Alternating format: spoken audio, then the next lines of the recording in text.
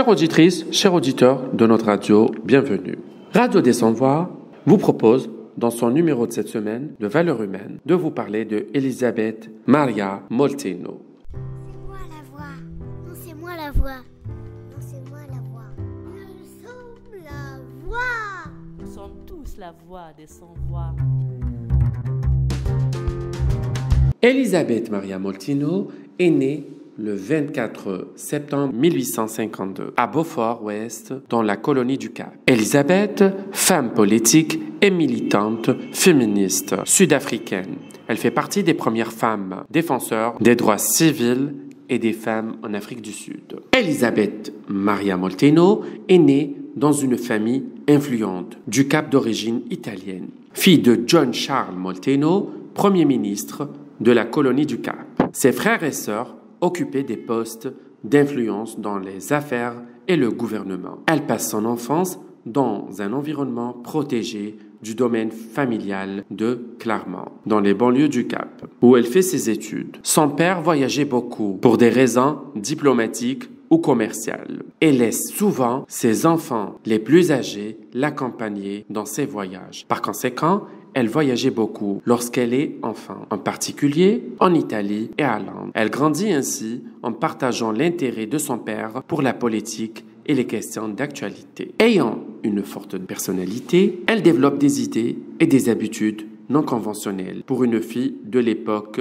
victorienne. D'ailleurs, Elisabeth Maria Molteno, différente de ses sœurs après sa scolarité, décide de ne pas se marier, mais de poursuivre ses études à Newnham College à l'université de Cambridge au Royaume-Uni. Après ça, Elisabeth devient enseignante. Elle choisit l'une des rares carrières ouvertes aux femmes au 19e siècle et au début du 20e siècle. Elle est ensuite nommée directrice de la College Girls' School à Port Elizabeth. Elle révolutionne le système d'éducation victorien basé sur l'apprentissage par cœur et limité à des sujets jugés appropriés pour les femmes. Elle applique également des méthodes d'enseignement relativement avancées et libérales pour l'époque, y compris ce qui est probablement le premier système d'éducation sexuelle pour les femmes du pays, car elle avait une croyance ardente à l'importance de l'éducation des filles, tant et si bien qu'elle refuse de recevoir un salaire pour son travail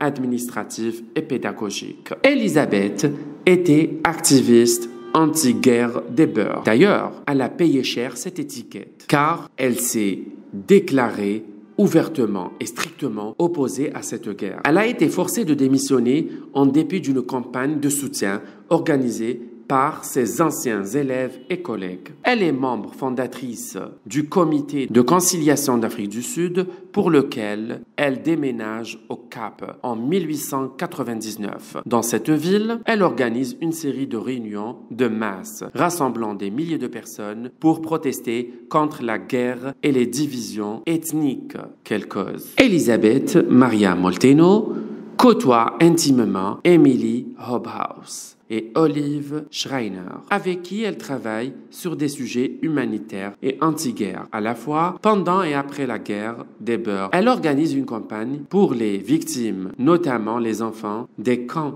de concentration britanniques et du pillage des femmes beurs. À Port, Elisabeth fait également connaissance avec Alice Green, qui est vice-directrice de la Collegiate School. Elle est également activiste anti-guerre. Les deux femmes ont des opinions très similaires et ont par la suite maintenu une longue amitié. Elisabeth Maria Molteno s'oppose aux nouveaux mouvements politiques radicaux qui se développent en Afrique du Sud et émerge en Angleterre. Elle y rencontre Gandhi en 1909, avec qui elle devient amie et entretient une correspondance. Elle revient en Afrique du Sud en 1912 et s'implique ardemment dans la lutte contre le racisme et pour le suffrage des femmes. Elle cherche à sensibiliser le peuple sur ces causes lors des réunions publiques. Elle reste en contact étroit avec les Gandhi. Elle achète une propriété du Mhlanga. Elle y déménage lors de la campagne de Satyagraha, sa présence apportant un soutien inestimable pour le mouvement en grande partie en raison de son statut et ses relations politiques. Elle incite les Indiens à s'identifier à l'Afrique. Elle mène une série de campagnes en faveur des droits politiques territoriaux pour le Sud-Africain noir. Elle travaille avec des dirigeants noirs éminents tels que John Dupe, président fondateur du Congrès national africain, et Solomon Platage. Elle active aussi contre les abus envers les prisonniers. Elle dénonce les abus des prisonniers par la police sud-africaine qui constitue une cause auquel Elizabeth s'intéressait à l'époque. En 1913, alors que Gandhi est en prison, elle lui rend visite et rend visite aussi à d'autres prisonniers battus et témoigne aux enquêtes. Tout au long de sa vie, Maria Molteno contribue presque sans interruption au progrès du mouvement pour le suffrage des femmes. En tant que défenseur des droits des femmes, elle rencontre et travaille avec les résistantes non violentes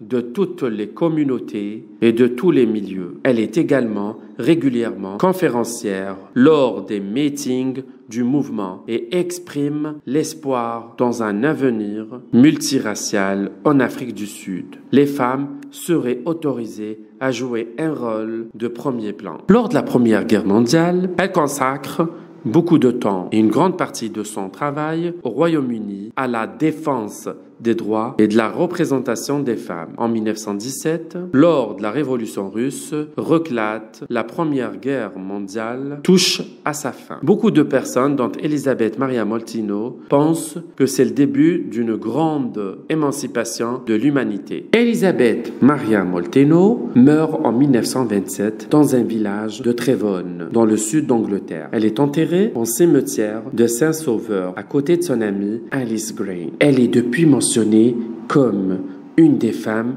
les plus influentes d'Afrique du Sud du 19e et 20e siècle, comme l'une des femmes d'Afrique du Sud les plus remarquables de sa génération. Néanmoins, ses valeurs et ses objectifs étant trop progressistes pour l'époque où elle vivait. Il a fallu plusieurs décennies avant qu'il ne soit entièrement accepté, en particulier en Afrique du Sud. Son rôle dans la propagation des droits des femmes a ainsi été oublié.